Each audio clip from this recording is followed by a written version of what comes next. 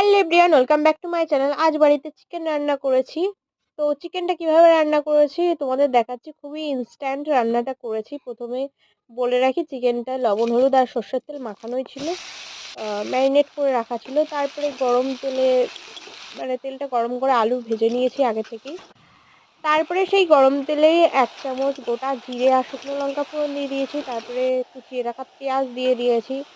তারপরে পেস্ট করে রাখা আদা, রসুন আর কাঁচা লঙ্কার পেস্টটা দিয়ে হালকা করে ভেজে তার মধ্যে চিকেনটা দিয়ে দিলাম। দিয়ে তার মধ্যে আলুটাও দিয়ে দিলাম।